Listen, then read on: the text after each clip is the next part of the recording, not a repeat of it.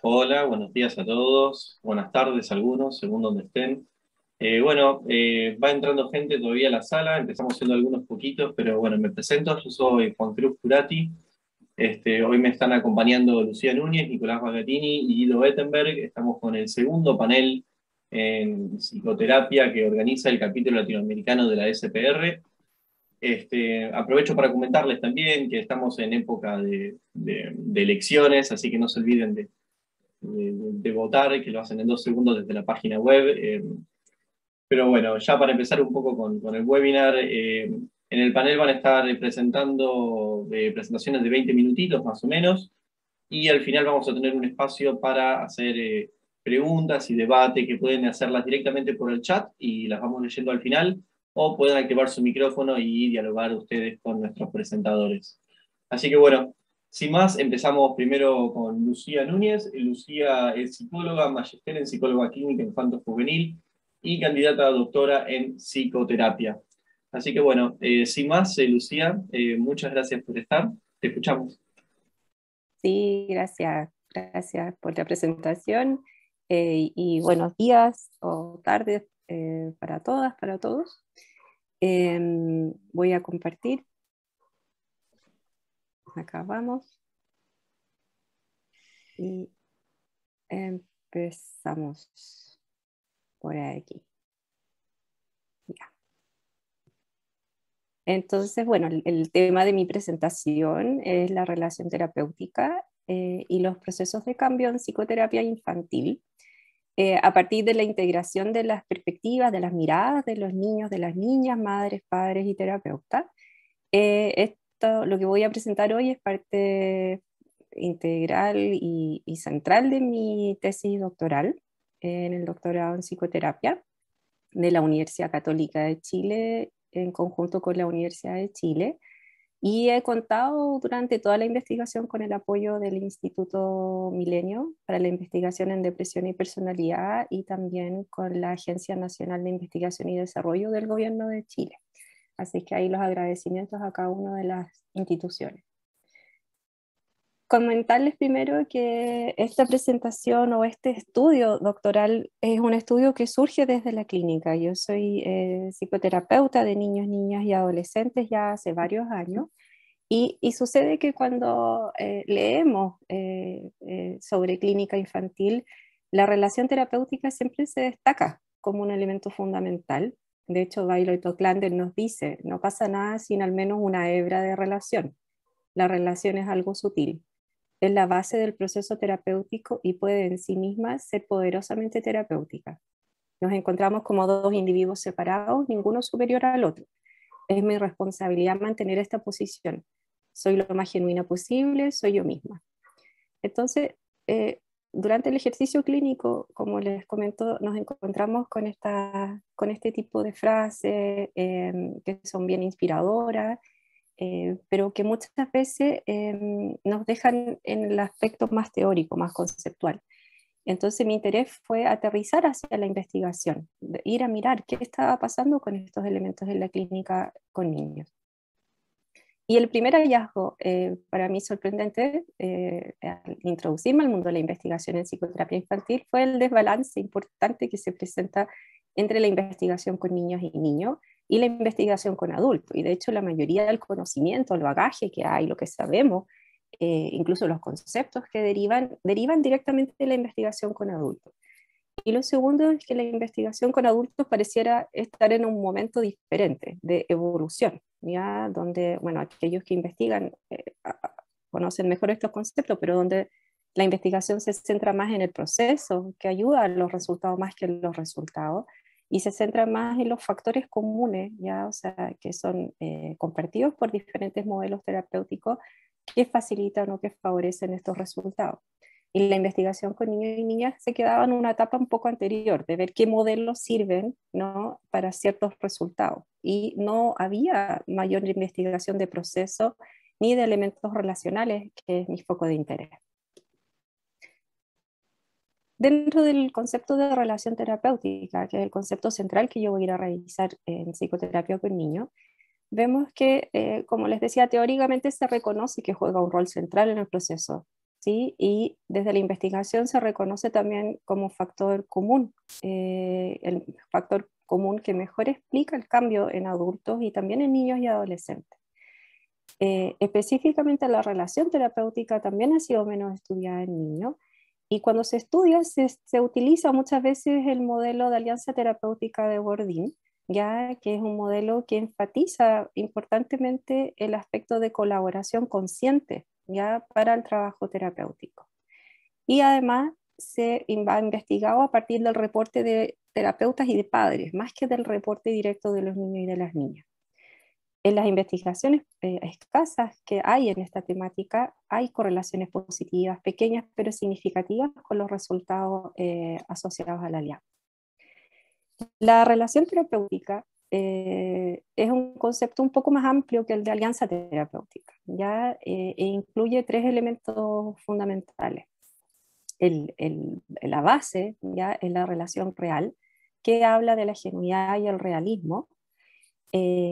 También está presente los aspectos transferenciales y contratransferenciales, ¿ya? Que es lo que traemos a esta relación. Y la alianza terapéutica, que es esta conexión más consciente y colaborativa. Y esta relación se puede definir como los sentimientos y actitudes que terapeutas y pacientes experimentan entre sí y la forma en que se expresa. Entonces, una definición un poco más amplia que la alianza sería una parte de esto, y no es lo mismo bajo esta concepción el tratamiento y las técnicas, ¿no? Y la relación terapéutica se vincula directamente con el proceso y con el resultado. Entonces, si miramos este concepto en la psicoterapia infantil, vamos a ver ciertas particularidades que a mí me parece importante revisar. Primero, que el desarrollo de la relación terapéutica con niños y con niñas es diferente al desarrollo de la relación con adultos. ¿Ya? ¿Por qué? Porque puede ser más lento y un poco más difícil. Y ahí vamos a ir conversando por qué. Lo segundo es que contiene múltiples relaciones, ¿ya? Al menos 3 relaciones, en una conexión triádica, ya, entre el niño, el terapeuta y los padres o cuidadores, donde se ha reconocido que los padres o cuidadores juegan este papel clave en el cambio terapéutico y en la mantención del proceso. Y al tener múltiples relaciones, también tenemos múltiples perspectivas. O sea, va a diferir quién nos habla de la relación, ya cómo se valora esta relación. Entonces, en términos globales, se ha visto que en general hay convergencia. O sea, en general, más o menos todos están de acuerdo que es una buena relación, pero de forma más particular se ha visto que los niños, niñas y los padres tienden a evaluar mejor esta relación, o sea, como que fuera más fuerte o más sólida que los terapeutas, que tenemos esta tendencia más autocrítica al evaluar esta relación. ¿Y por qué puede ser más difícil ya que con adultos? Ya, acá quiero enfatizar un elemento fundamental, y tiene que ver con que los niños o niñas, sobre todo en etapa escolar, rara vez van a consultar por sí mismos, ¿ya? Y esta motivación para el cambio proviene más bien del mundo adulto. Por ende, las metas o las tareas con las cuales llegan a la terapia no siempre están claras o son las mismas que tienen este mundo adulto. Y sumamos a ello, estamos en un periodo evolutivo de cambio constante, o sea, ¿qué significa? Que aquello que me aqueja hoy en un periodo corto puede cambiar y ser otro elemento el que emerge. Y esto se ha visto que deriva hacia un bajo compromiso inicial, ¿ya? Y vamos a ver que muchas veces incluso hay reticencia o baja motivación inicial hacia la terapia. Otro elemento importante es la comprensión de la relación terapéutica como agente de cambio en la psicoterapia con niños y niñas. Y acá solamente les traje 2 concepciones como centrales. Una es como una precondición del cambio, como un facilitador del cambio, o sea, bajo la idea de que un vínculo positivo entre terapeuta y paciente favorece la colaboración en la terapia, favorece la motivación. Y bajo esta mirada vamos a encontrar en la literatura que los términos relación terapéutica, vínculo terapéutico, alianza terapéutica se ocupan como sinónimos, ¿ya? Porque en el fondo están intentando subrayar la dimensión afectiva o vincular entre niño y terapeuta, ¿ya? Y esta comprensión se aproxima más al concepto de alianza terapéutica, pero focalizado en el vínculo más que en el acuerdo en metas y tareas. Y desde otra perspectiva, también podemos ver que la relación terapéutica es entendido como un ingrediente más activo del cambio, e incluso como el núcleo del cambio en sí.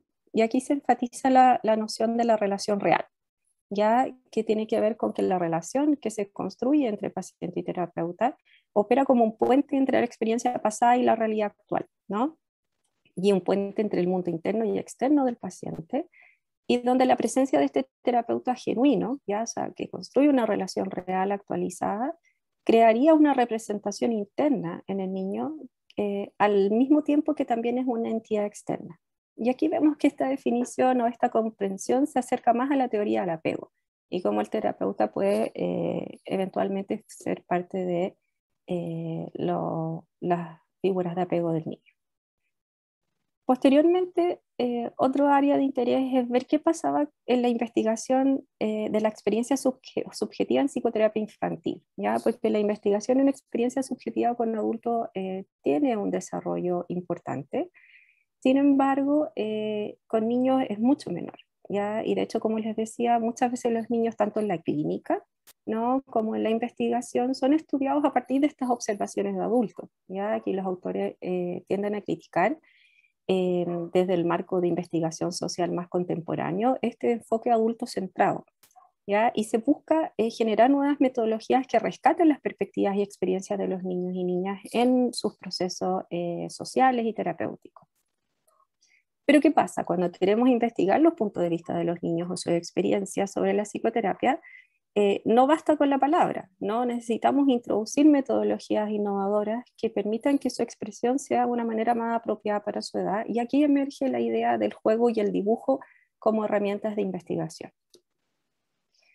Entonces, bajo este marco, el objetivo como más general de lo que yo quiero desarrollar es analizar qué aspectos de la relación terapéutica con niños y niñas y con los padres se asocian con el cambio en diferentes momentos de la terapia, ¿ya? Entendiendo que la relación es más lenta en su desarrollo, etcétera, de acuerdo a las perspectivas de los niños, niñas, padres y terapeutas. Y acá voy a poner énfasis también en qué divergencias se presentan y qué convergencias hay, ya, para rescatar las voces particulares. Les voy a presentar 2 de 3 estudios que ayudan a responder esta pregunta. Los 2 estudios que les voy a presentar son cualitativos, ¿ya? El primero es un estudio transversal de seguimiento, que se estudiaron 12 tríadas terapéuticas, que significa cada tríada tenía un niño, al menos uno de los padres y el terapeuta, en un momento, ¿ya? Estas son entrevistas, como les digo, de seguimiento, o sea, tras la finalización de la terapia. Por ende, se analizaron 36 entrevistas, ¿ya? Porque cada tríada contiene 3 entrevistas y 20 dibujos, ¿ya? 20 dibujos porque no todos los niños hicieron todos los dibujos, algunos prefirieron no dibujar. Tenemos 12 niños, ¿ya? Y los dibujos que ocupamos son 2. Uno que se llama Mi psicólogo o Mi psicóloga y yo, que se generó a partir de mi tesis doctoral. Y el segundo es cómo estaba al inicio de la terapia y cómo estoy ahora, ya que se ha desarrollado dentro de la investigación liderada por Claudia Capella. Los padres eran 14 porque en 2 casos ambos padres participaron, y los terapeutas eran 9 porque en algunos casos se repetían, ¿okay?, entre la psicoterapia. Las 12 terapias se desarrollaron con una frecuencia semanal de forma ambulatoria y tenemos desde terapias muy breves a terapias más extensas. Y el segundo estudio es un estudio cualitativo longitudinal, ¿ya? Que significa que tenemos mediciones repetidas en el tiempo, y en este estudio logramos hacer 2 mediciones, ¿ya? Una tercera medición se vio truncada por la pandemia también, porque se interrumpieron muchos procesos terapéuticos, pero al menos tenemos estas 2. Y la primera es al inicio de la terapia, donde aplicamos los mismos instrumentos, pero esta vez el dibujo de cambio terapéutico que se llama tiene que ver con una autodescripción, cómo estoy ahora al inicio de la terapia, y con una proyección de expectativas de cambio, que es cómo quiero estar al final. Y en el momento 2 hicimos una etapa intermedia de la terapia entre 16 y 18 sesiones, los mismos dibujos, pero el dibujo de cambio ahora era retrospectivo, o sea, cómo estaba al inicio de la terapia y cómo estoy ahora. Muy rápidamente, el análisis de datos de las entrevistas y de los dibujos. Ocupamos metodologías de la teoría fundamental, de la codificación abierta y axial, y para los dibujos un análisis cualitativo que desarrollamos en conjunto con Nicole Álamo, acá en Chile. Y integramos las perspectivas cuando convergían y las diferenciábamos cuando no. Y además se hizo un análisis de proceso descriptivo y relacional donde se comparan los hallazgos entre los momentos. Entonces, los principales resultados de este estudio, bueno, ahí les traje, dos artículos que contienen los principales resultados. Uno ya está publicado y el otro está en revisión, ya, por si los quieren conocer mejor. Pero aquí les quise traer algunas cosas interesantes, por lo menos para mí. Lo primero es que en el momento inicial los niños hicieron estos dibujos, ya, que describen cómo están al principio de la terapia. Y si vemos, aquí les traje una cita, los nombres que tienen son los nombres, los seudónimos del artículo.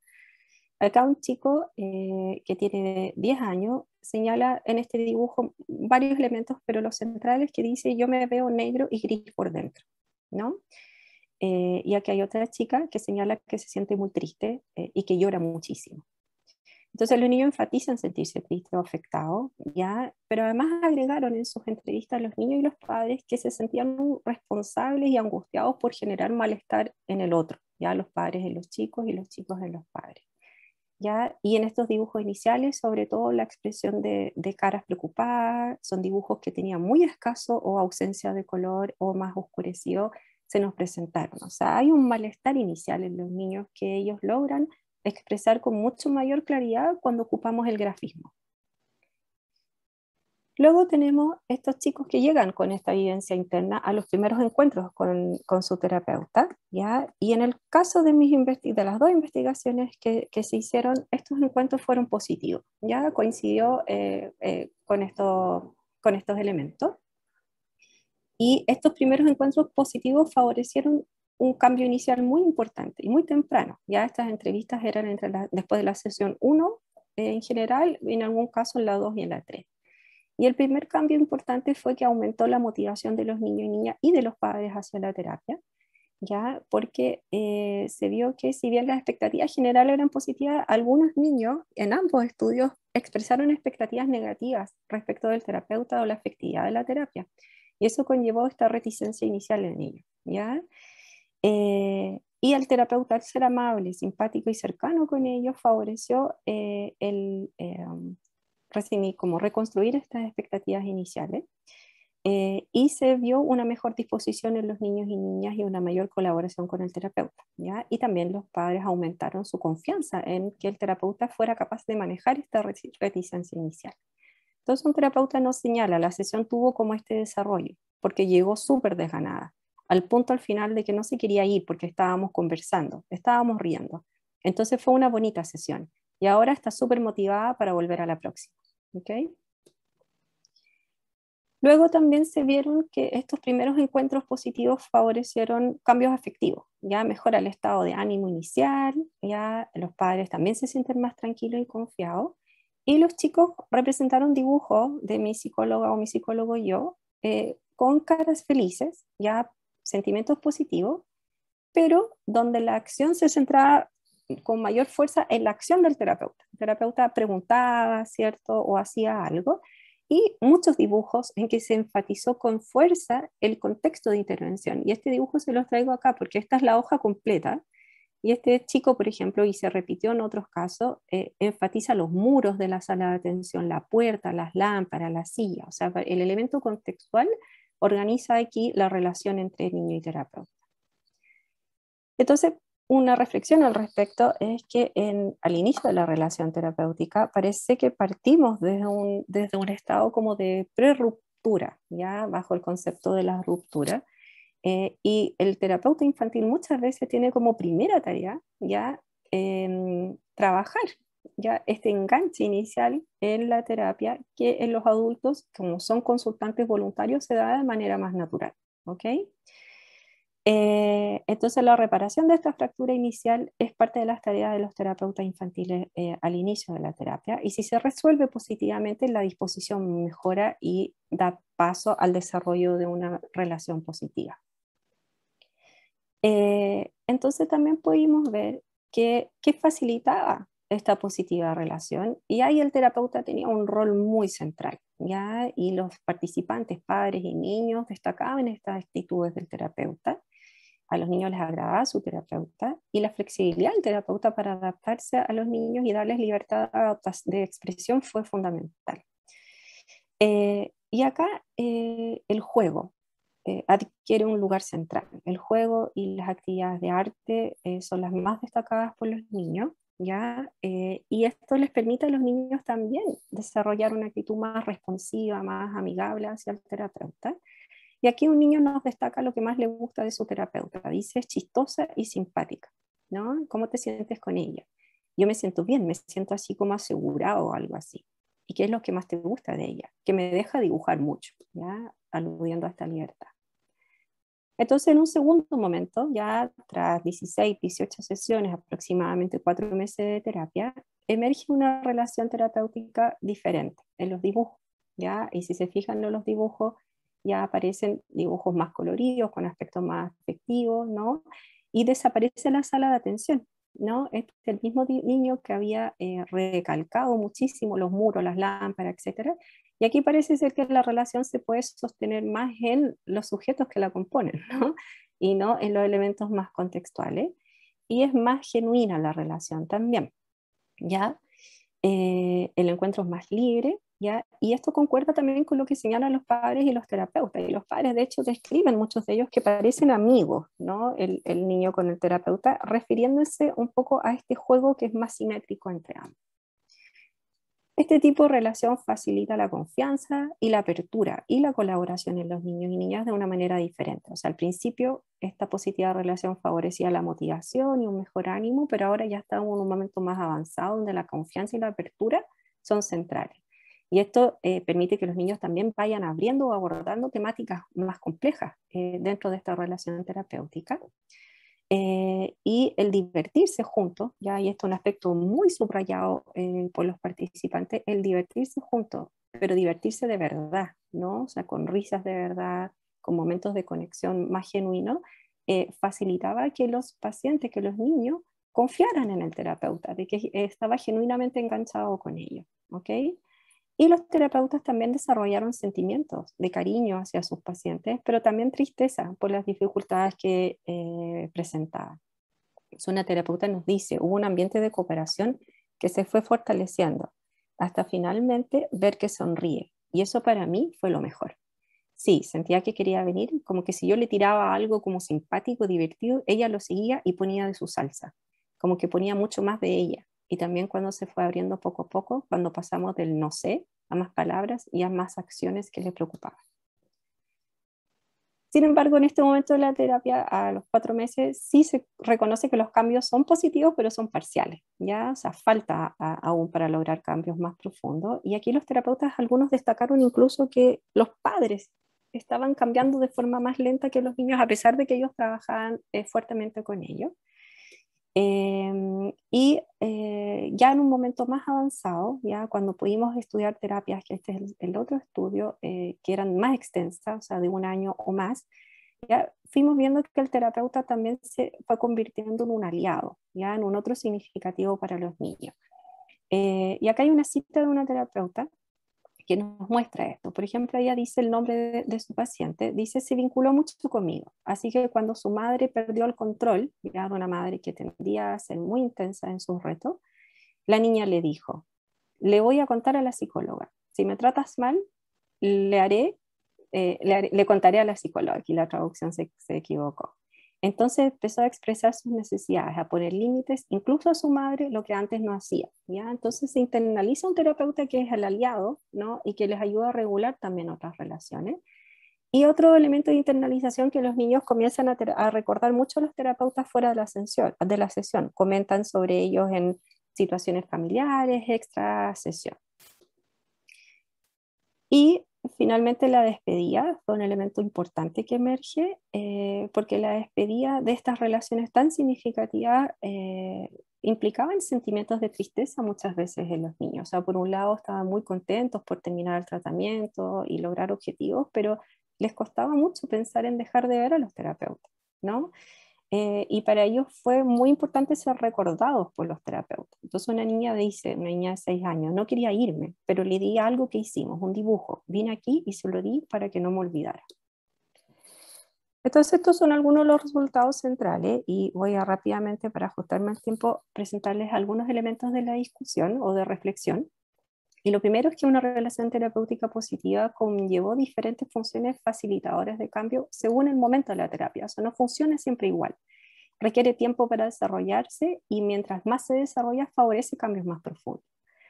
Y la motivación hacia la terapia parece requerir de fuerte apoyo de padres y terapeutas, ¿ya? Porque esa motivación es un elemento fundamental para que el niño siga participando del proceso. Lo segundo es que la relación niño-terapeuta y padres-terapeuta, que por tiempo no pude profundizar mucho en ella, evolucionó de manera diferente. ¿Ya? La de los niños terapeutas se desarrolla más lentamente, pero se fortalece gradualmente en términos de la relación real, ¿ya? De lo que se construye ahí entre ambos. Y la con los padres mantiene una simetría más clara, ¿ya? Si bien es cercana siempre dentro del rol profesional, y la relación padres-terapeutas se acercó más al constructo de alianza terapéutica, ya con esta colaboración más consciente y el acuerdo en metas y tareas. Otra reflexión respecto a la clínica infantil es que en nuestra formación tendemos a centrarnos muchas veces en el desarrollo de habilidades y técnicas, ¿ya? Sin embargo, hay poca reflexión respecto al compromiso genuino y al estar con el otro en terapia. Y aquí la idea de que el terapeuta pueda asumir el papel de una figura de apego entre la relación y formar parte de los recursos relacionales internalizados del niño pone énfasis en este aspecto. Ya esto sugiere que el niño está con la mente del terapeuta en mente, ¿no? Y la mente del terapeuta favorece que el niño pondere las interacciones sociales difíciles con pares, con familia, desde el buen trato y la validación que vivencian la relación con el terapeuta en una relación segura. Y respecto a la despedida, es fundamental considerar el término psicoterapia como una etapa crucial. Tendemos a, desde diferentes orientaciones a veces a no darle la importancia que tiene porque puede determinar toda la experiencia terapéutica, ¿ya? O sea, si es una despedida insatisfactoria, los niños quedan inundados por sentimientos de tristeza y es importante que sean muy protagonistas también en cómo se van a despedir, ¿ya? Y qué elementos necesitan para ser recordados también. Y finalmente, dentro de las fortalezas quisiera destacar que la inclusión de múltiples perspectivas, como lo señala Heidi Levitt desde el marco de teoría fundamental crítico-constructivista, brinda un equilibrio a las asimetrías de poder. Y acá hay dos asimetrías de poder que se pudieron abordar. Uno es la inclusión de los niños, ¿ya? Que permite equilibrar la asimetría entre esta como acercamiento adulto centrado. Y la segunda es la inclusión de niños y padres, que equilibra la valoración de la psicoterapia centrada solamente en la opinión profesional. Los dibujos también permitieron una exploración más profunda de las experiencias y refuerza la idea de hacer que los niños participen como informantes claves de sus propias experiencias terapéuticas. Y una de las debilidades importantes es que los resultados tienden a representar más la experiencia de terapeutas con menos experiencia. Ya tuvimos menos participación de terapeutas con mayor experiencia. Y muchas gracias por su atención. ¿Sí?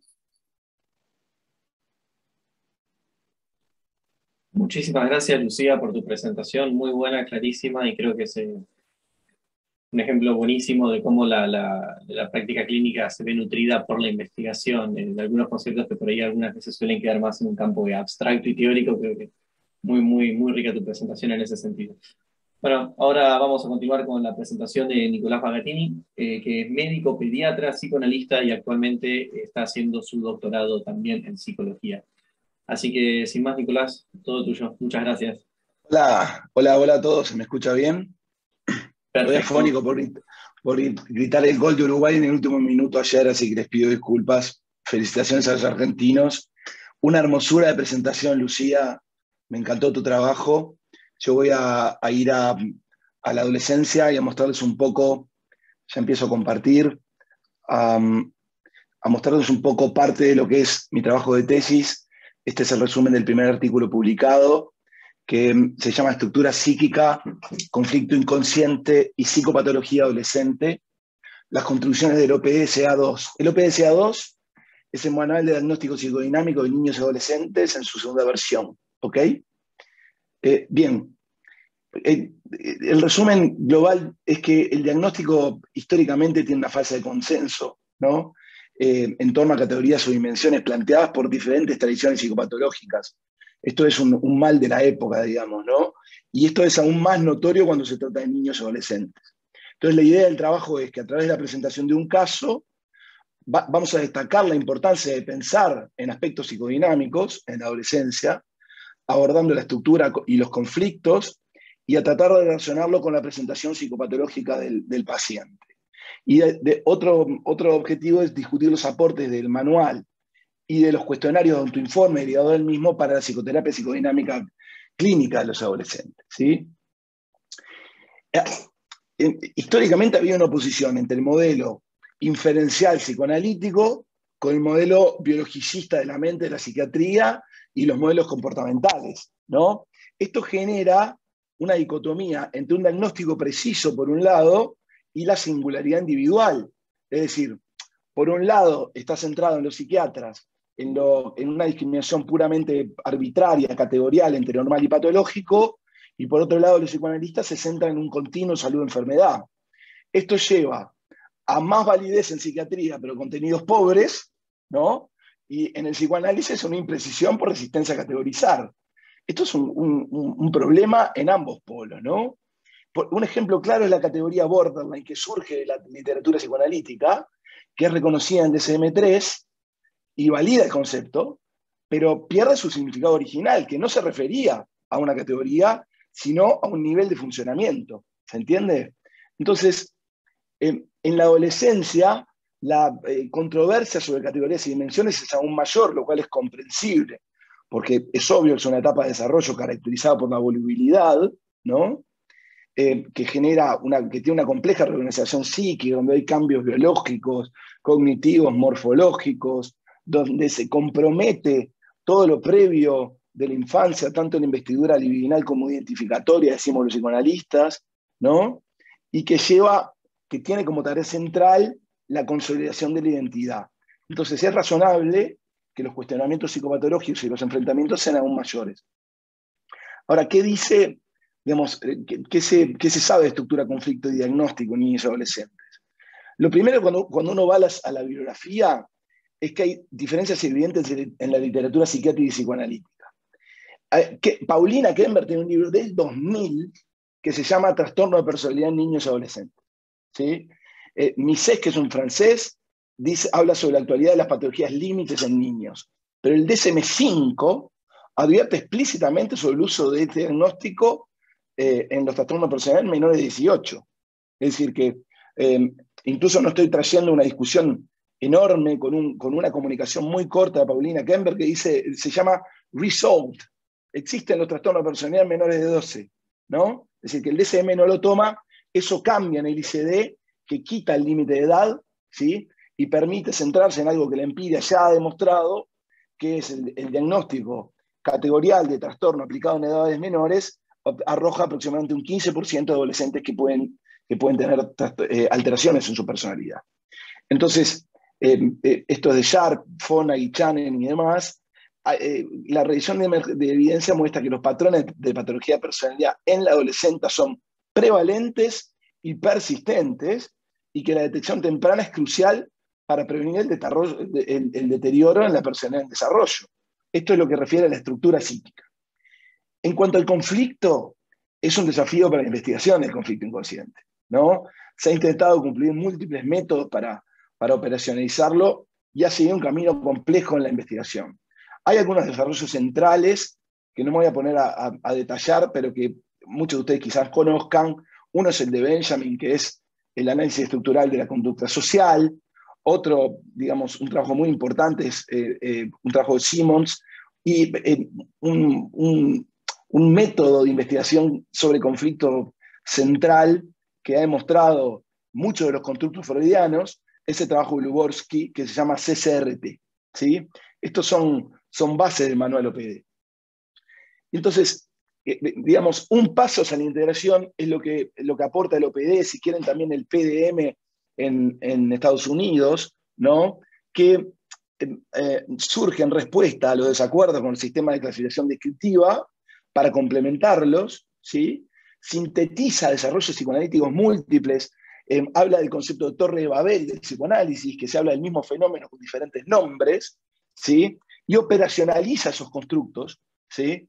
Demuestra su validez en 5 ejes: los prerequisitos de una psicoterapia para el tratamiento, el eje de relación, que es asimilable a la transferencia contra transferencia, el eje de conflicto inconsciente, el eje de estructura y el eje descriptivo. ¿Ok?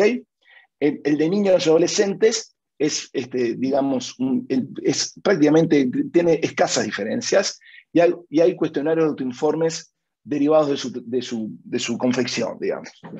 El objetivo del trabajo publicado, que sale en una revista que se llama Nordic Psychology, es resaltar la importancia de hacer un diagnóstico psicodinámico en niños y adolescentes de manera complementaria al diagnóstico descriptivo. Espero poder demostrarlo mostrándoles los datos, mostrar qué aportes tienen los cuestionarios, y el objetivo central de la tesis es investigar la relación entre estructura, conflicto y psicopatología en adolescentes, sobre todo un constructo básico del manual que dice que para que haya conflicto inconsciente tiene que haber una estructura desarrollada. ¿Qué hicimos? Seleccionamos un caso de la cohorte clínica. La investigación tiene una cohorte clínica y una general, intencionalmente, porque era un buen ejemplo de la relación, ¿no? Para demostrar los aportes de los cuestionarios, y abordamos la psicopatología descriptiva, el nivel de integración estructural en ese paciente y el conflicto. Esto se hace, la investigación tiene curso en un centro de asistencia en psiquiatría y psicoterapia, y tiene la aprobación del Comité de Ética de la Universidad. ¿Qué pasó en la relación terapéutica? Que es lo que aborda Lucía en su trabajo y demás, excede un poco, digamos, el objetivo del trabajo. Recibió el paciente psicoterapia psicodinámica 2 veces a la semana el primer año y semestralmente durante el segundo. Se pidió al paciente que respondiera los cuestionarios de autoinforme al inicio de la psicoterapia y después de 2 años de tratamiento. Se utilizó, no voy a ahondar en ellos y en su validez porque están ampliamente validados, pero el Use Self-Report, que es de Achenbach, es, digamos, asimilable al CBCL, pero para adolescentes, el cuestionario de estructura del OPD y el cuestionario del conflicto del OPD. Y en ambos momentos, además, el psicoterapeuta elaboró un informe escrito de la presentación cualitativa del paciente, ¿no? Y cotejamos las impresiones. Voy a escribir el caso muy sucintamente, ¿no? Octavio consulta, tiene 12 años, consulta a los padres, en realidad, como bien señala Lucía, para iniciar la psicoterapia. El motivo de consulta son enojos, gritos, baja tolerancia de frustración en los últimos meses. Tiene una intolerancia a la crítica, y los padres dicen específicamente, necesita igualdad. Dicen, el propio discurso de los padres muestra una lógica relativa al valor. Octavio es el más sensible, los demás son más felices, él es el más exigente, el más responsable. Describe al hermano menor como un genio, esto es muy frecuente, ¿no? Totalmente extrovertido, ¿no? Octavio juega al fútbol bien, pero la mayoría de los demás juegan mejor. Nosotros hacemos una nube de palabras de la primera entrevista de padres, y la palabra más es una palabra central en esa nube de palabras, ¿sí? Hay dos antecedentes de mucha relevancia para la historia. A los 4 años se le diagnostica un hipotiroidismo, lo que provocó que la estatura de Octavio esté por debajo del promedio de su clase. Y además, durante el embarazo la madre sufre un colapso placentario que la lleva a un reposo prolongado en cama, y esto es un discurso que está en la familia, ¿sí? Cuando el terapeuta conoce a Octavio, tiene la impresión de que es un chico muy, muy poco desarrollado para su edad, como pasa en el hipotiroidismo, física, pero también mentalmente, que es inteligente, pero que tiene poca capacidad de autorreflexión, anota, y cuenta que durante los primeros meses del tratamiento, Octavio juega a crear una historia con Hank, que es un niño superhéroe que nació con cosas de dragón. Él lo representa como un niño con alas, y en cuya familia aclara todo es normal, pero que Hank es un caso raro, porque su madre había tenido una deformidad que le afectaba el útero, por lo que nació, observan la formulación, no con una deformidad, pero con superpoderes, ¿no? Digamos, está implícito acá el mecanismo de defensa. En sus historias, Hank, el superhéroe, estas historias duran mucho tiempo.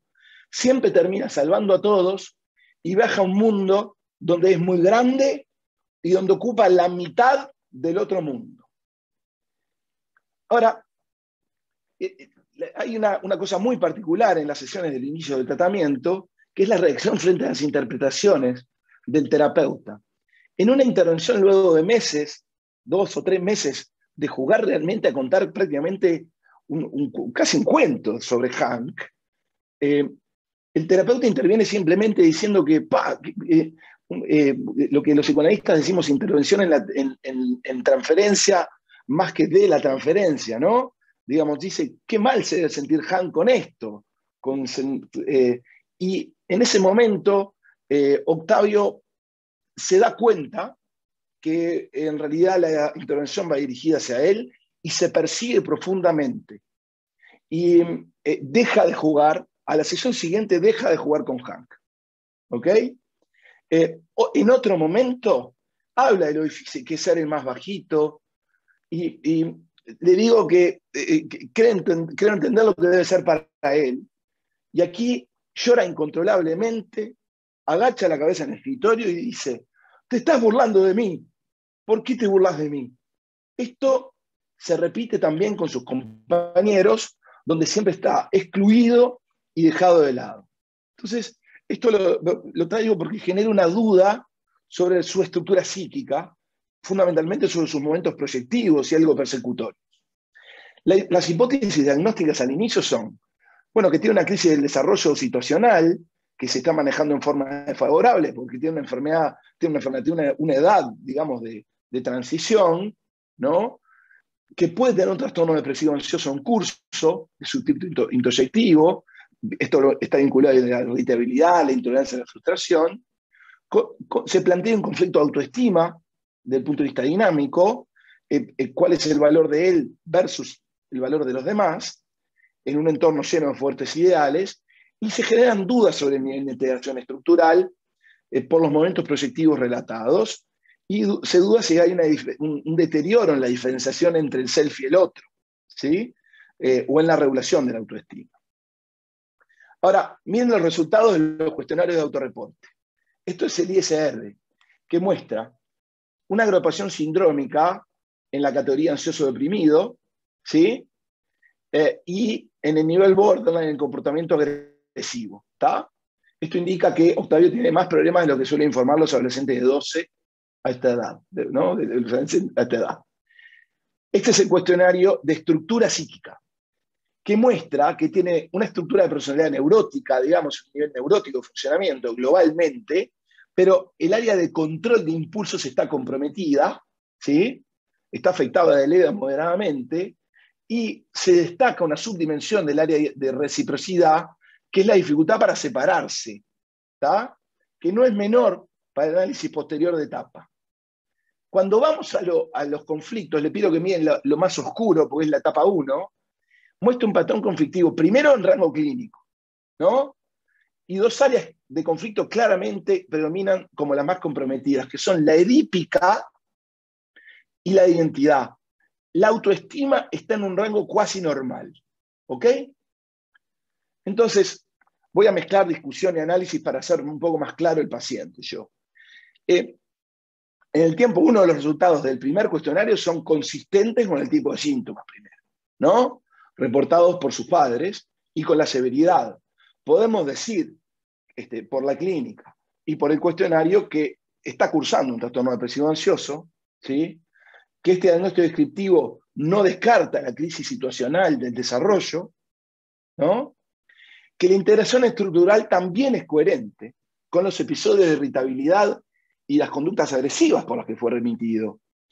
Pero acá corresponde plantearse qué va primero, si no puede ser secundaria la alteración estructural a la depresión en curso, ¿no? Y una cosa fundamental es que la dimensión referida a la diferenciación o indiscriminación está intacta. Por lo tanto, la hipótesis clínica, ¿tá?, de los fenómenos proyectivos de causa estructural, en principio debería ser descartada. La alteración en la dimensión de la capacidad para separarse resalta como un área de fragilidad estructural y tiene que integrarse a la formulación dinámica. ¿Se entiende? El cuestionario de conflicto cuestiona la hipótesis sobre el conflicto central de Octavio. Porque la historia de Hank, llena de imágenes grandiosas de sí mismo, refería a un conflicto de autoestima desde el punto de vista clínico.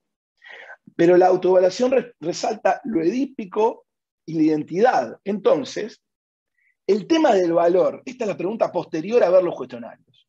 Y acá resalto el valor del cuestionario. El terapeuta, el equipo de investigación pregunta, el tema de valor presente en el discurso, ¿está en realidad relacionado con el valor del cuerpo, en relación de su cuerpo, en relación con el de sus padres, en una tríada edípica? Esto es lo que resalta el OPD. Y el fenómeno de sentirse excluido, de ser más pequeño, e incluso en los momentos proyectivos, tienen que interpretarse como orden conflictivo y referidos a la conflictiva edípica. Digamos, ¿qué trato de decir con esto? Que existe en realidad, en vez de una comparación de mi valor en relación al otro, una comparación y competencia inconsciente con la figura paterna, en este caso la del terapeuta, inmersa en un frágil proceso de separación e individuación como marca la estructura. Entonces, inicialmente se intervino, bien como dice Lucía. Yo estoy esencialmente de acuerdo, digamos, con lo que dice Lucía, que es que en los niños y adolescentes entramos en prerruptura al análisis o a la terapia, digamos, ¿no? Digamos que hay que apoyar primero y que apostar al vínculo primero y después ver, ¿no?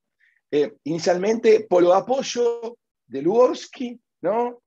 Actitud empática general, y entonces Octavio empieza a mentalizar progresivamente la regulación emocional, la necesidad de validación y su autocompetencia, y después de unos meses se pasa progresivamente al polo expresivo, donde predominantemente a través del juego, ¿no?, se empiezan a interpretar aspectos conflictivos relacionados con escenarios de competitividad tripartita o de idealización y autodesvalorización. ¿Tá? Ahora, ¿qué pasa después de 2 años de tratamiento? La irritabilidad desaparece y tolera perder. Juega sin cambios de humor, ni idealizaciones ni devaluaciones. Los momentos positivos ya no existen más. En sus patrones de relación también se desvanecieron los momentos conflictivos relacionados con el valor y la competencia en grupos de 3. Esto era muy frecuente en grupos de 3 amigos. ¿Qué le pasaba? Él me prefiere a mí, él prefiere a mi amigo que a mí. Digamos que había una competitividad de 3, siempre presente, ¿no? Por el valor de sí mismo frente a un amigo que recreaba la tríada edípica y apoyaba esto, nuestro error en el diagnóstico inicial del conflicto. ¿Tá? Crece físicamente, esto no es menor, ya no parece tan pequeño, las características sexuales secundarias empiezan a aparecer, y empieza a aparecer, esto tampoco es menor, la fantasía exogámica apropiada de la edad en el tratamiento.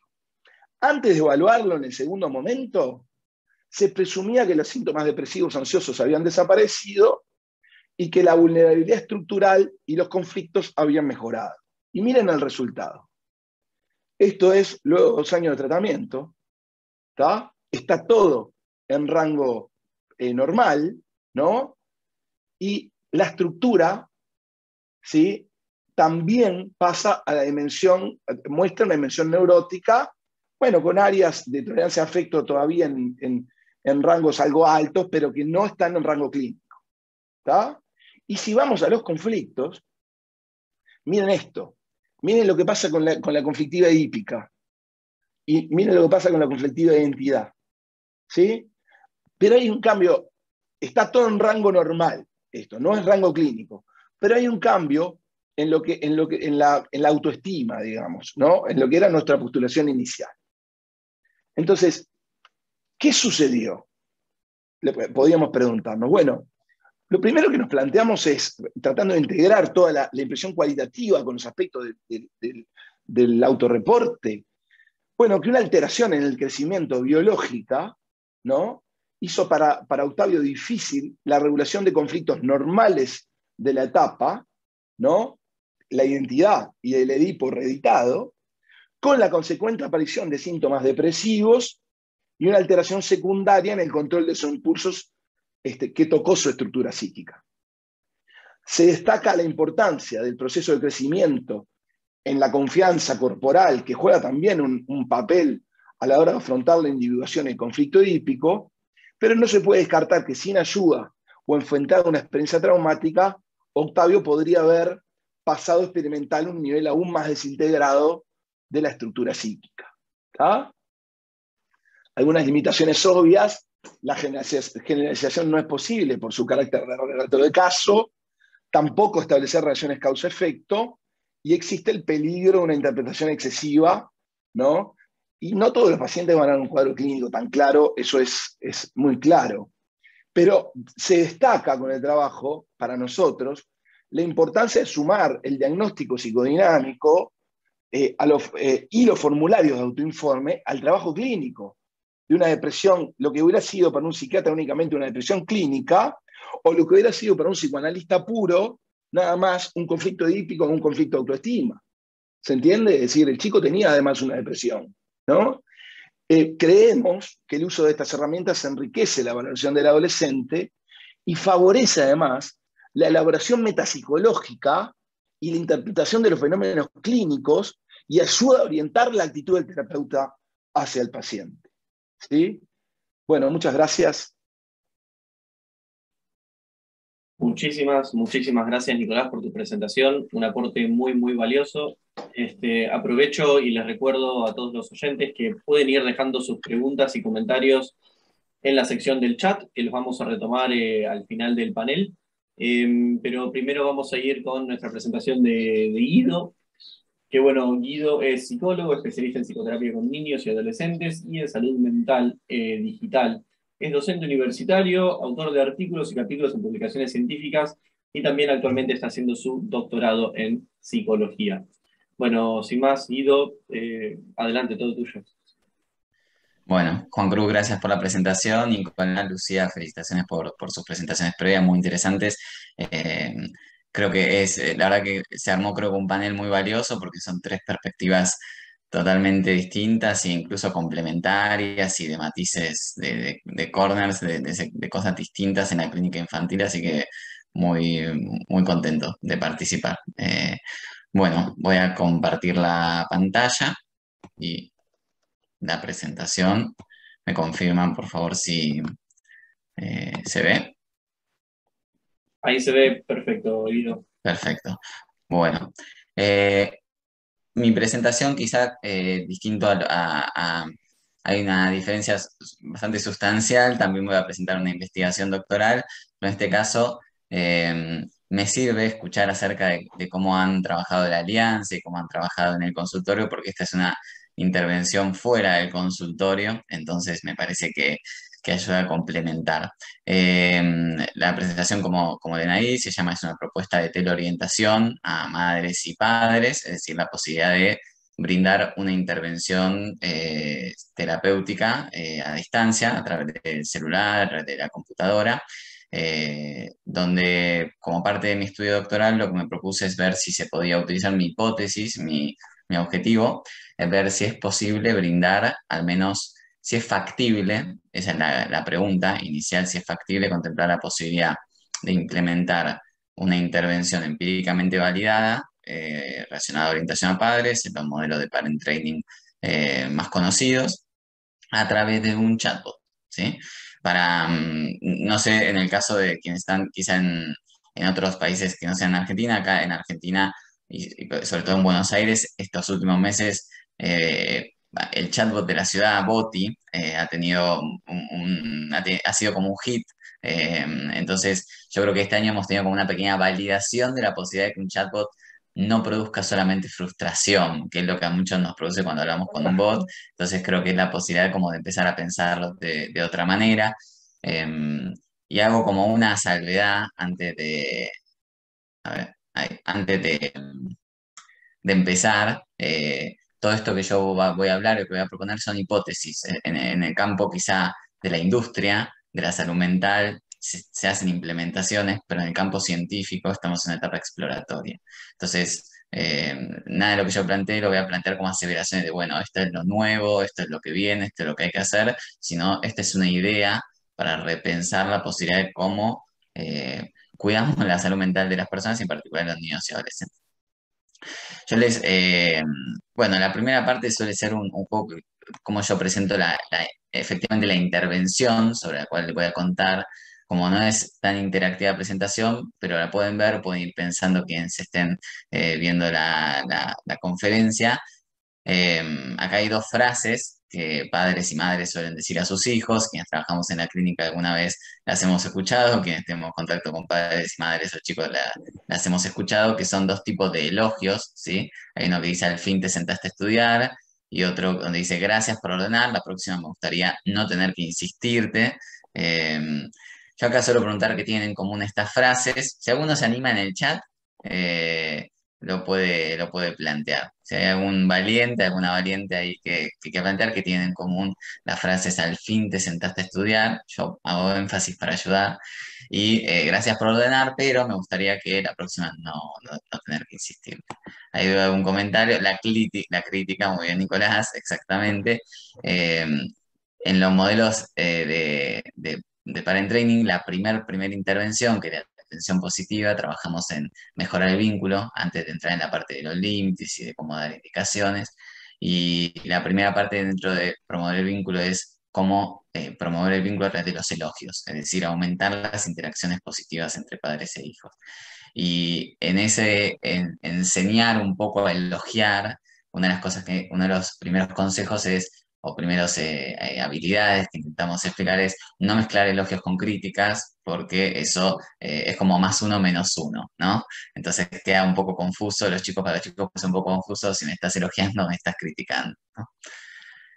La segunda pregunta, no voy a extender demasiado, pero voy a esta que me gusta un poco más, que tiene como un mismo formato, así de pregunta de Instagram. Imagínense que están en la plaza con sus hijos, con su hijo, llega el momento de irse, él protesta un poco, hay un tironeo, vamos, no vamos, al final acepta. ¿Cuál es la diferencia entre decirle gracias y gracias por hacerme caso?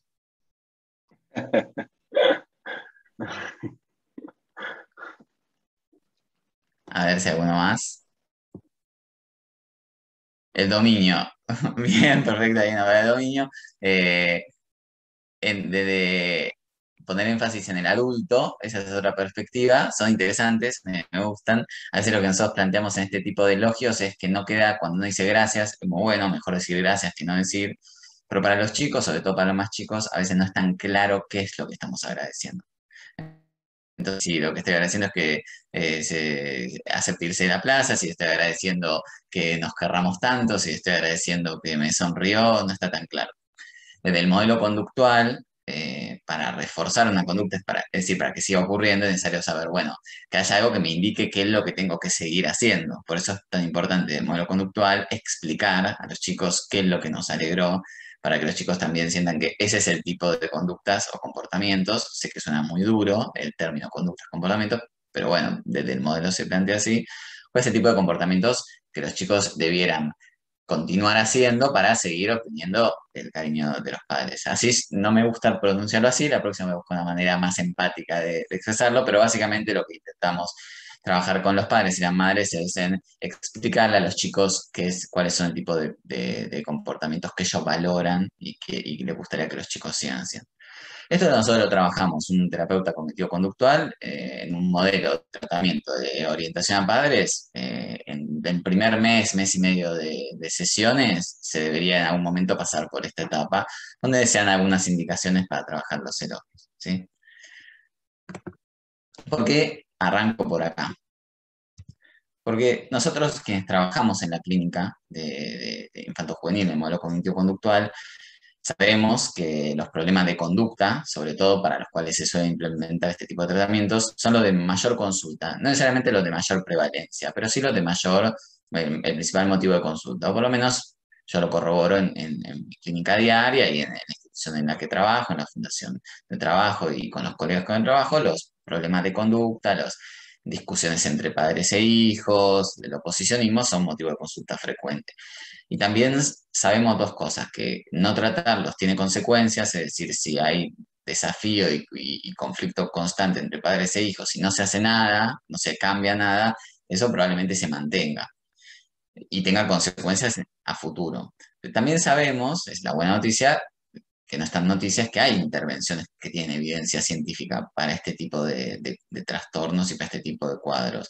En este caso, los programas de orientación a padres son para trastornos de tipo externalizante, los que mayor evidencia científica parecen haber obtenido, o uno de los que mayor evidencia han obtenido durante 30, 40 años de investigación. Pero lo que también sabemos, esa es la noticia que no es tan buena, es que no son tan implementados en relación a la eficacia que se sabe que tienen. Eso por diferentes motivos, que pueden ser desde que en una determinada localidad o ciudad o país no haya terapeutas con ese tipo de formación, entonces no se implemente ese tipo de tratamientos, o no se conozcan tanto ese tipo de tratamientos, pero también en la práctica, porque hay familias que no tienen tiempo para concurrir a terapia, padres y madres que no tienen tiempo, padres y madres que descreen del concepto de terapia, o siendo todavía más puntillosamente pragmáticos, porque no tienen plata para pagar una sesión, ¿no? A veces es algo que no se menciona mucho en los obstáculos, pero la realidad es que, por lo menos en la clínica privada, implica un gasto de plata, y hay familias que no pueden a veces pagar el honorario de profesionales de atención privada. Entonces, sabemos más o menos un recurso que puede funcionar para el abordaje de problemas de conducta o intervenciones preventivas en salud mental. Sabemos, les contaba un poco más o menos en qué consiste a veces ese tipo de intervenciones y sabemos algunos de los obstáculos por los cuales a veces es difícil llevarlos a cabo. En el año 2013, Alan Casting y Rabbit publican un artículo seminal en lo que tiene que ver con el área clínica infanto-juvenil, donde ellos dicen, hemos tenido un montón, hemos recorrido un largo camino, sabemos bastante sobre tratamientos que funcionan, pero sabemos que no siempre llegan a los pacientes. Hay una necesidad de crear nuevos modelos terapéuticos, nuevas formas de acercar las intervenciones a las personas. Sabemos, como ellos lo que dicen es, avanzamos en los años, pero los porcentajes de eficacia aumentan muy poco. Un tratamiento quizá tiene 65% de eficacia, no tendrá un 68% de eficacia, pero no vamos a conseguir un tratamiento que tenga un 100% de eficacia. Entonces, dado que sabemos que hay algunas cosas que funcionan, en lugar de seguir y seguir y seguir trabajando, que igual en paralelo se hace, ¿no? Esto no implica una u otra línea de investigación, pero en lugar de trabajar solamente en mejorar un tratamiento, ¿por qué no buscamos la manera de que lleguen a más personas los tratamientos que ya sabemos que funcionan? ¿Sí? Dentro de esos modelos terapéuticos, ellos plantean muchos, también plantean programas de prevención en escuelas o la utilidad de, por ejemplo, de que un programa de televisión sea un nuevo modelo terapéutico, ¿no? Sex Education es un excelente modelo terapéutico, está en Netflix, lo ven millones de personas y enseña sobre ese. Entonces, ese tipo de modelos amplían la cantidad de personas que acceden a la intervención. Dentro de esos modelos, la salud mental digital o vamos a encontrar un montón de terminologías, intervenciones a través de Internet, behavioral, de tecnología de intervención comportamental, teleterapia, es decir, han surgido un montón de conceptos y constructos para tratar de explicar cómo hacer llegar las intervenciones basadas en evidencia a través del uso de tecnología. Con esto yo aclaro, no, cuando digo salud mental digital, no me refiero a cómo promovemos la salud mental de las personas en relación al uso de pantallas, por ejemplo, tiempo de pantalla en los chicos, cómo logramos que los padres monitoren el tipo de contenido que los chicos ven, esa es otra área dentro de lo digital. Acá me refiero al uso de pantallas o aplicaciones o sitios web o chatbots para cuidar la salud mental de las personas, para producir cambios orientados hacia la salud. ¿Sí? Dentro de lo que es la salud, es decir, el uso de dispositivos tecnológicos para promover cambios saludables. Las ventajas, hay un cúmulo de highlights que generalmente se mencionan como ventajas en el área.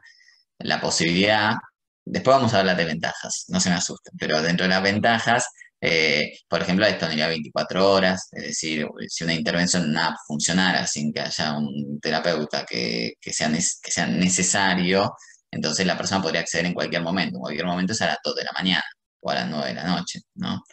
O la posibilidad, por ejemplo, de escalar una buena aplicación que trabaje sobre una buena área en salud mental, pongámosle, para ser menos ambiciosos, sueño, ¿no? Un área vinculada a la salud mental, donde a veces las dificultades del aumento de la preocupación excesiva puede impedir conciliar el sueño, no un mal sueño afecta al día siguiente. Bueno, alguna app que brindara algunos recursos provenientes de la psicología para ordenar el sueño, para abordar el insomnio, estaría disponible 24 horas, sería escalable, la podrían usar las personas, una gran cantidad de personas. Yo por semana puedo hablar con una cantidad finita de pacientes. En cambio, una app no tiene un límite de pacientes que la podrían utilizar, y eso generaría que pudiera ser más barata la intervención en lugar, ¿no? Es decir, la intervención que se puede ofrecer por un costo menor. Además de que hoy en día todas las personas tienen un celular, es omnipresente para nosotros, nos llevamos bien con textear, con escribir mensajes, es decir, podría ser un poco más atractivo y además darnos la posibilidad de ofrecer soluciones a las personas en el lugar en el que se encuentran sin tener que acercarse al consultorio, ¿sí? Desde el sillón de sus casas.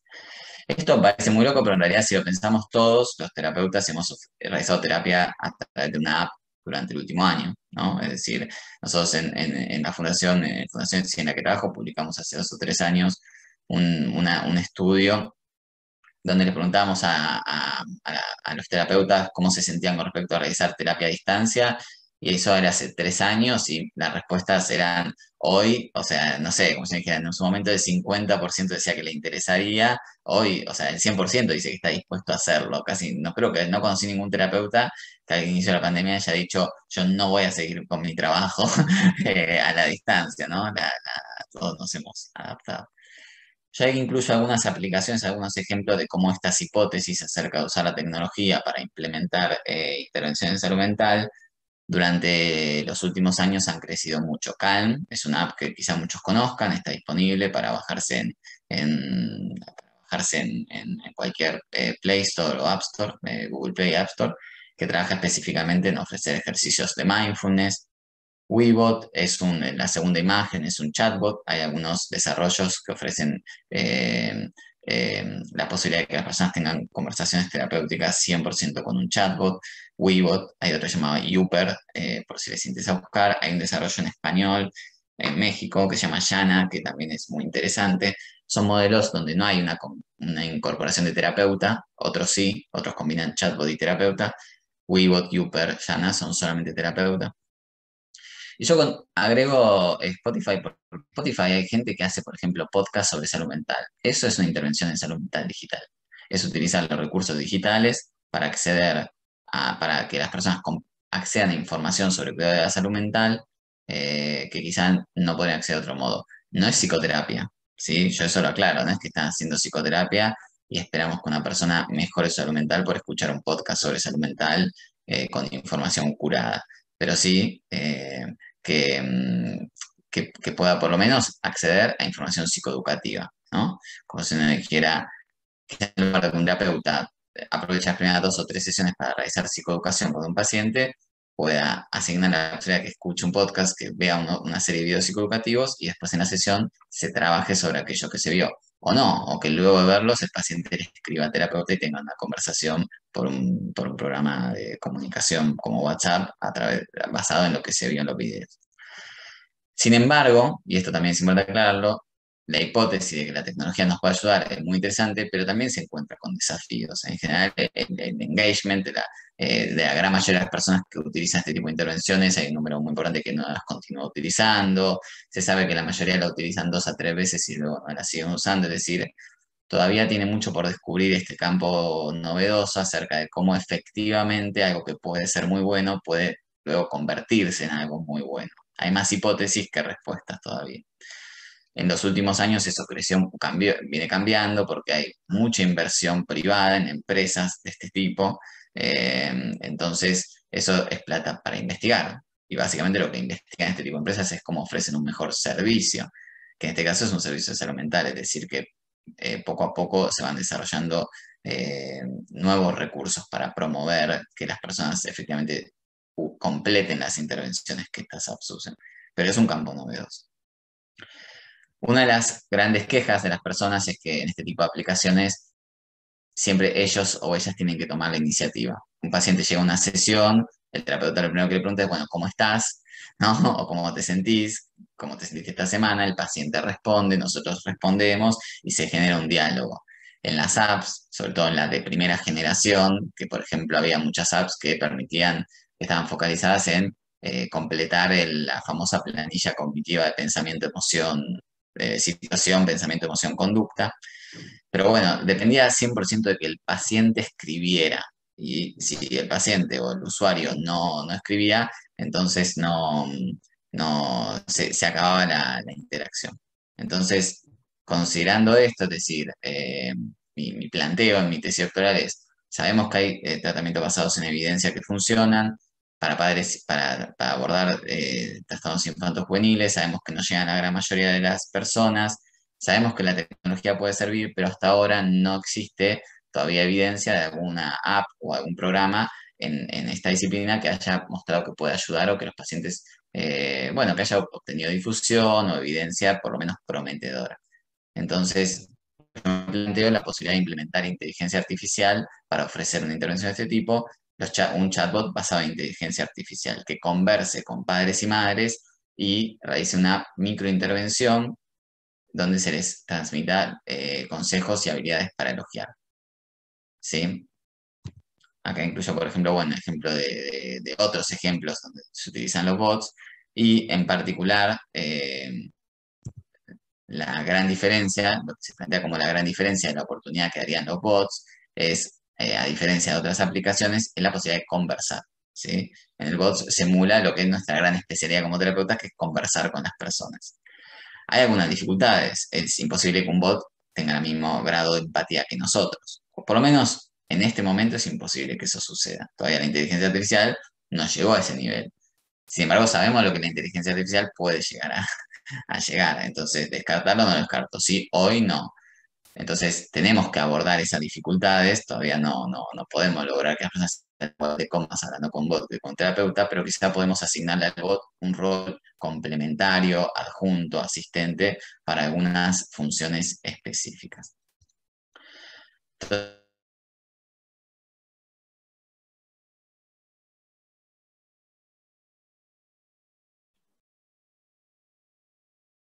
Se le cortó la conexión, ¿no? ¿Ha ido? Sí. A ver, vamos a esperar unos segunditos. A ver, ahí sí. Sí, ahí volvió, Guido. Ahí estás de vuelta. Ahí estoy. Buenísimo. Bien. No sé hasta dónde llegué. ¿Esta parte se había escuchado? Sí, eso sí, eso sí. Justo estamos Bien, gracias. Agrego acá, o sea, yo contaba el proyecto de tesis doctoral, que además de ofrecer la intervención a padres y madres y enseñando habilidades para crianza basadas en evidencia científica para un bot, era una intervención ecológica. Es decir, las personas acceden a través de Facebook. No tienen que bajarse ninguna aplicación, tienen que entrar simplemente a una página de Facebook, decir hola y ahí empieza la conversación. Entonces, obviamente es una tarea titánica la posibilidad de pensar en ofrecer un programa completo de intervención para padres y madres. Aparte, lo que lleva a diseñar una conversación, porque hay que iterar, porque al principio uno escribe un guión, pero después cuando se pone en práctica con las personas, se descubren un montón de fallas, entonces hay que iterar un montón, hay que volver a probarlo. Entonces, lo que yo me planteé junto con mi director de tesis es hacer lo que se conoce en tecnología como un MVP, un producto mínimo viable. Veamos qué pasa con una intervención de 10 minutos, si a las personas parece gustarles y si también tenemos la suerte que produce algún cambio, bueno, vamos al segundo paso en la intervención para padres, ¿sí? Empecemos a trabajar en otras cuestiones, pero primero veamos si es atractivo. Entonces, ahí es donde dije, bueno, empecemos por el principio, empecemos por la parte de promover la atención positiva, no se puede hacer toda la intervención de atención positiva, empecemos por una que pueda ser lo más sencillo de llevar a cabo en una conversación a través de un bot. Entonces, ahí yo planteé un acrónimo, muy al estilo protocolos de tratamiento estadounidenses, que se le planteaba a las personas, vamos a aprender 5 habilidades para elogiar a tu hijo, recordar el acrónimo FELICES, que yo creo que es mi máximo logro terapéutico en mi carrera, que haber podido poner en felices los 5 iniciales de los elogios. Es muy difícil, los invito a pensarlo. No sé cómo hacen los estadounidenses para inventar tantos acrónimos. Entonces, los cinco elogios son focalizar, es decir, se invita a los padres y a las madres.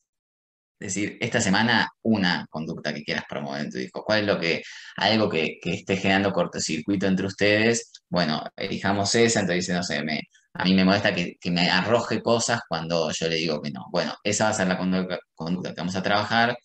Cuando vos le digas que no y tu hijo no te arroje cosas, bueno, en ese momento viene el elogio. Ser específicos, como lo que les contaba al principio, de ser bien claros sobre qué estás elogiando, sin críticas, con entusiasmo. ahí se plantea también la diferencia entre, bueno, se le pregunta a las personas cómo te sentirías vos si estás trabajando, vos cumplís con el objetivo laboral y tu jefe te dice, ok, nos vemos mañana, ¿no? Entonces las personas se responden lo que sienten, dice, bueno, a los chicos les pasa algo parecido, entonces la importancia de mostrar entusiasmo, tanto verbal como no verbal, es decir, sonriendo, por ejemplo, abrazando, y sin demoras, es decir, tratar de elogiar en los segundos posteriores a la buena conducta, porque desde el modelo conductual se sabe que cuanto menos tiempo pase entre un estímulo y una respuesta, más se ligan una y la otra. Entonces, lo que hice fueron 2 pasos, uno en 2019 y otro recién terminado hace unas pocas semanas. En una página como esta, las personas se entraban a una página llamada Chat with Mila, sigue estando disponible, quienes quieren entrar pueden entrar y lo pueden probar. El estudio ya terminó, pero todavía lo pueden probar. Se hace una publicación, aprende gratis cómo usar tus elogios para promover el vínculo con tus hijos. Las personas entraban, en Messenger tenían que decir hola y ahí empezaba la conversación autoguiada con preguntas. En el estudio piloto, preguntas sin preguntas iniciales, solo consentimiento informado, sociodemográficas y después una evaluación cualitativa posterior basada en preguntas sobre todo de experiencia de usuario, nosotros le decimos más cualitativas.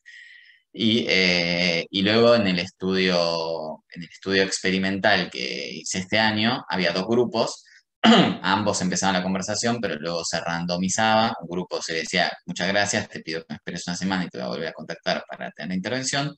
Y otro tenía la intervención, siempre con preguntas pre-post, donde se le preguntaba antes de empezar 3 o 4 preguntas sobre el vínculo con los hijos, que es muy importante hacer pocas preguntas, porque imagínense que esto es gente usando el celular desde cualquier parte de su casa, es decir, cuánto tiempo nosotros, imagínense, estamos dispuestos a tener una conversación con un bot desde nuestro celular, es decir, que había que focalizar. Y luego las personas, la idea original era que a las 24 horas y a la semana se le volvieran a hacer las mismas preguntas y ver si había algo y si podíamos detectar alguna diferencia significativa. Por ejemplo, había preguntas, ahora no las recuerdo específicas, pero que vienen de cuestionarios, obviamente con buenas propiedades psicométricas para evaluar, por ejemplo, sensación de autoeficacia de madres y padres, el vínculo, cómo evalúan el vínculo los padres acerca cómo los padres evalúan el vínculo que tienen con su hijo, o por ejemplo, en qué medida sienten que usan elogios para felicitar buenas conductas. Entonces, el estudio piloto inicial tuvo 33 participantes, tuvo muchos más, pero 33 firmaron el consentimiento. De esos hubo un 79% de adherencia, es decir, creo que son 26 de los 33 que empezaron, de los 33 que empezaron, 26 terminaron la intervención, eso es un número muy alto para una intervención digital. En un promedio recordaban al finalizar la intervención 3 de 5 intervenciones, 3 de 5 de los consejos, y 7 de cada 10 usuarios decían que lo recomendarían a un amigo o una amiga, y casi un 90% no tuvo ninguna dificultad para entender el vocabulario del bot. A partir de eso, creo que me queda poco tiempo ya. Lo que hicimos en este primer estudio es hacer un análisis cualitativo de los principales temas de preocupación de padres y madres. Hicimos un análisis temático, identificamos que estos 4 eran los 4 temas que más frecuentemente se referían los padres y las madres cuando se preguntaba, contame alguna situación que generalmente genere problemas o conflictos entre vos y tu hijo, entre vos y tu hija, que tenían que ver con los hábitos, como ir a bañarse, venir a comer, levantarse a la mañana, conductas problemáticas orientadas al desafío, desarrollo interpersonal, sobre todo, por ejemplo, peleas con los hermanos o conflictos que tienen que ver más bien con llevarse bien o mal con otra persona, y dificultades emocionales, que eran categorías donde es el nombre que le pusimos, después lo cambiamos igual a dificultades emocionales, pero más ligado de regulación emocional, es decir, rompe cosas o golpea el joystick contra la mesa cuando pierden el Fortnite, y lo rompió y ya le compré 3. Cosa que pasa, ¿no? Bueno, y este año, de ese estudio piloto, enviamos hace una semana a revisión para una revista de revisión de pares los resultados cuantitativos y cualitativos del estudio piloto, así que esperamos que se puedan publicar expectativas a final de este año, principio del año próximo.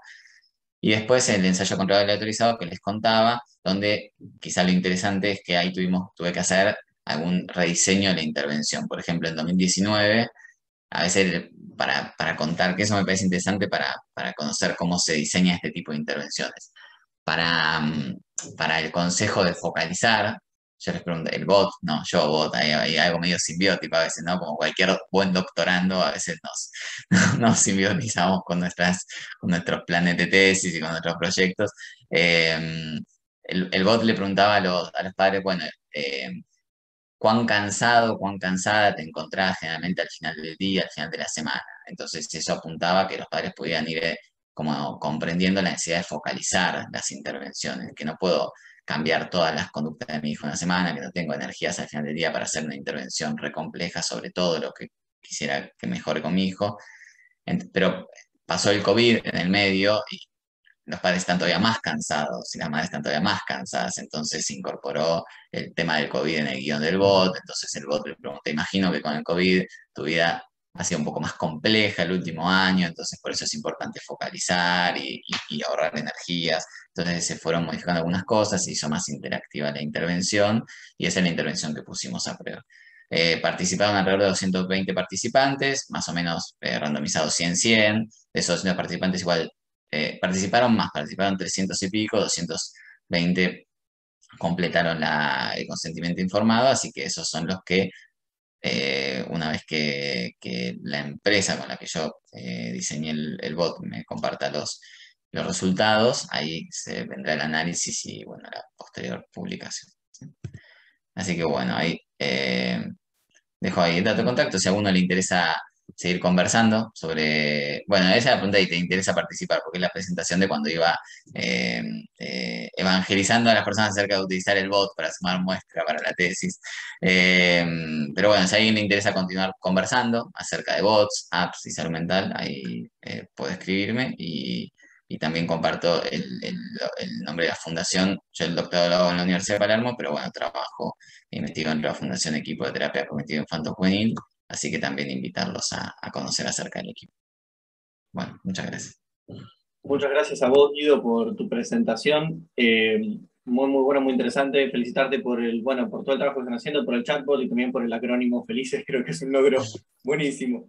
Y quiero retomar un poco lo que decías al principio, lo interesante del panel, agradecerles a los tres por sus presentaciones, que, bueno, que abordan distintos aspectos del complejo trabajo con niños, adolescentes y sus familias, así que sin duda agradecerles mucho a los tres por estar acá hoy. Y bueno, yo ya tengo algunas preguntas para hacerles, pero bueno, quiero dejarle a nuestra audiencia que puedan animarse a prender su micrófono, hacer algunas preguntas por el chat si lo prefieren, para poder dialogar un poco con ustedes.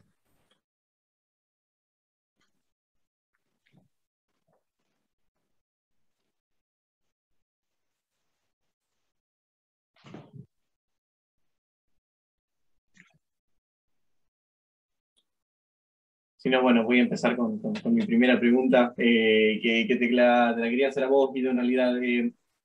Bueno, en realidad es dos preguntas en una. Primero, ¿cómo veías la interacción clínico-chatbot? ¿Cómo funciona cuál es el rol del psicólogo, ¿no? En trabajar en equipo con este chatbot? Y también algo que habías nombrado al pasar era, bueno, la cantidad de aplicaciones que hay en salud mental. Si no, bueno, hoy por hoy uno tipea salud mental en la App Store y hay un montón de aplicaciones. Si no se corre el riesgo de caer en un exceso, cómo podemos filtrar en las aplicaciones serias y confiables como la tuya, por ejemplo, de un poco el ruido de la App Store. Bien, bueno, en lo latinoamericano todavía no hay desarrollado algún sistema de revisión o no se ha aplicado sistema de revisión todavía para lo que se desarrolla en español, pero hay dos entidades que sí trabajan fuerte en eso, que son ORCA en el Reino Unido, ORCHA, que tienen un sistema propio que es muy, muy bueno, trabajan con el NHS de Inglaterra y ellos tienen un sistema de revisión muy, muy bueno, muy serio, de puntuación para las apps, donde revisan evidencia científica, funcionamiento, validez, un montón de cosas. Y en Estados Unidos está CyberGuide, que es de la Universidad de California, o sea, es una organización que trabaja junto a la Universidad de California, que también tiene una metodología de revisión muy seria. O sea, esas son las dos organizaciones como, que trabajan como en un ISO 9000 de las apps en salud mental y tienen metodologías muy serias. Eso en cuanto a la evaluación. Y yo creo que eventualmente con Orca hemos estado teniendo algunas conversaciones, con CyberGuide también, en qué medida también se puede ampliar su sistema de revisión para empezar a aplicar en Latinoamérica. Orca hace de todo lo que es salud digital, incluido salud mental. CyberGuide hace específicamente de salud mental. En cuanto al otro, ¿Cómo es el otro nombre? CyberGuide, y el otro, ¿cómo es? y Orca, lo pongo en el chat, y capaz que no está bien escrito CyberGuide, pero si pone eso, Google lo va a orientar. Google lo va a corregir, me va a corregir.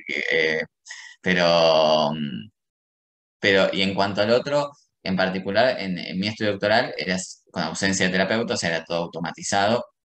Eh, yo creo que el rol del terapeuta en este tipo de intervenciones es algo a seguir analizándolo y estudiándolo. En general, hasta ahora la investigación lo que muestra es que funcionan mejor las intervenciones con apoyo humano, que las que son totalmente automatizadas. Sabemos que son más escalables las automatizadas, pero por ahora parece funcionar mejor. Yo estoy trabajando en una aplicación que no es para chicos, que se llama WYSA, WYSA, que es un chatbot, es parecido el sistema. Ahora vamos a lanzar la parte latinoamericana, por ahora solo con chatbot, pero ahí lo que fuimos descubriendo es que la gente sigue necesitando que forme parte del terapeuta, y entonces el chatbot, que inicialmente ocupaba el rol de terapeuta, poco a poco se va moviendo a la idea de un equipo terapéutico, ¿sí? Una app que incluye un equipo terapéutico, un terapeuta humano, ejercicios autoguiados, un registro y además un chatbot con quien quizá en 3 sesiones se puede conversar. Buenísimo, muchas gracias, clarísimo. Bueno, comparto también la app en la que estoy trabajando. Sí, sí, por favor, por favor. Bueno, también contar un poco, bueno, que ahí en el chat le consultaron a Nico por los cuestionarios que utilizó en sus trabajos, y los pueden encontrar ahí en el chat. Tenemos tiempo para una preguntita más, si es que la hay.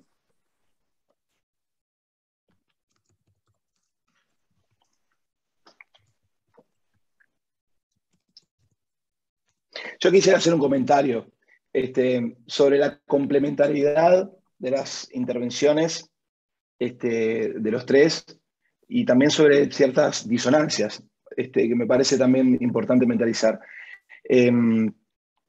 Yo soy un psicoanalista y Guido es un terapeuta cognitivo-conductual. Yo soy un psicoanalista especial porque soy pediatra, y entonces estoy entrenado en Triple P, que seguramente conozcas, que es el programa australiano de parentalidad positiva. Y me fue difícil la intervención a mí como técnico con los padres por ser tan estructurada en nuestra cultura, en Uruguay. Yo te podría decir eso, ¿tá? Eso es lo primero que tengo para decirte. Y lo segundo es que creo que una de las cosas que tenemos que integrar nosotros los investigadores es que no es top-down o bottom-up, ¿no? Sino que son las dos, ¿no? Entonces yo iría como la integración de los aspectos conductuales puros, ¿no? Con los aspectos subjetivos de la persona. Estoy hablando ahora con Yana, que parece preocuparse por mis emociones más puras, pero piensa que están dominadas solamente por mis pensamientos, lo cual yo no comparto como paciente. Entonces eso es un problema terapéutico, demostrado por la investigación, ¿o no? Digamos, comparte lo que yo digo y no, ¿y qué hace Yana ahí? No sé si se entiende. Me deriva con otro bot, ¿tá? Entonces me parece a mí, estoy tratando de tener una intervención integradora, ¿no? Me parece a mí que un desafío que tenemos los investigadores, ¿no? Es precisamente de lo que hablaba Lucía, de integrar los factores comunes, ¿no? Para poder llegar a un lugar en el cual podamos ayudar mejor a las personas, ¿sí? Digamos, eso es lo que pienso yo, ¿tá? A pesar de ser un psicoanalista, y soy bastante resistido aquí por pensarlo así, por los psicoanalistas. Bueno. Sí, yo pienso, pienso que son interesantes las dos observaciones. Yo también encuentro así, cuando Triple P es un ejemplo de programa de orientación a padres, y coincido que en el medio latinoamericano son de difícil implementación, parte por las características de los terapeutas, me incluyo. A mí no me es fácil seguir protocolos de tratamiento, Exacto, con el nivel de rigurosidad que el implica detalle, que piden para alcanzar los resultados que prometen. Yo creo que claro. trabajando con gente de esos contextos, he visto que si se cumplen esos criterios, sí, sí muchas veces se pueden lograr esos resultados, pero a nosotros nos es difícil y hay que reconocerlo y a los pacientes también. Entonces, yo me veo más tentado a utilizar los recursos que esos programas ofrecen, seleccionando. Yo lo digo sin miedo, yo no aplico timeout. No, nunca lo pude hacer porque no tiene que ver con mis valores, nunca lo pude hacer, pero creo que la lógica de los tratamientos está bien. Quizás sí, no, pero bueno, ese es un debate más complejo. Sobre los Mucho más chatbots, complejo, mucho más. sí, pienso, por ejemplo, que, bueno, después dependerá del marco teórico con el que se diseñe cada chatbot, ¿no? Quizás haya un buen chatbot psicodinámico, entonces haga preguntas distintas, pero también es verdad, porque la mayoría de los chatbots que se diseñan hasta ahora tienen que ver con el contexto más anglo, entonces Claro, anglosajón, claro. entonces siguen como intervenciones. Pero bueno, eso creo No, que depende entiendo lo más del marco difícil, teórico. Guido, entiendo lo difícil de estructurar una. Acá preguntan en el chat cómo hacer la integración. De hecho, no tengo ni idea, pero Claro. entiendo lo difícil de estructurar lo que digo, pero me parece que hay que la investigación, precisamente nosotros que estamos en SPR, demuestra que hay una serie de factores comunes. Lo demostró Lucía, hoy me parece que está integrado en la intervención de Lucía, que son transteóricos, que son muy importantes y que podrían ser integrados a una app, ¿no? Digamos, que está basado fundamentalmente en una postura terapéutica más que en una técnica, ¿no? Eso es una cosa importante que me parece que no he visto en la SAP y que me parece una herramienta central en la que Mm. estás metido y te felicito, porque sin duda alguna hay que llegar a la gente, ¿no? O sea, que, digamos, y que nos quedamos cortos todo el tiempo, lo vemos nosotros todos los días, ¿no? Mm. Gracias. Bueno.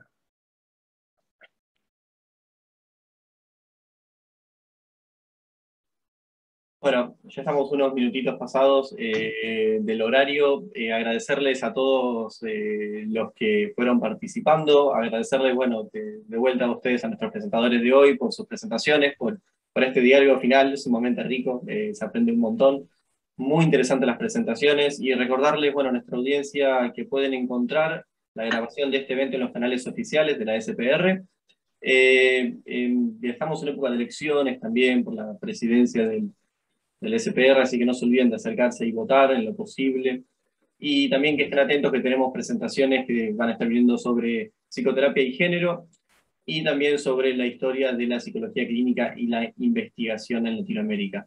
Así que bueno, con eso los invito a que se acerquen a nuestros canales oficiales, agradecerles una vez más a todos y despedirlos. Hasta la próxima. Muchísimas gracias. Chau, chau. Gracias, hasta luego.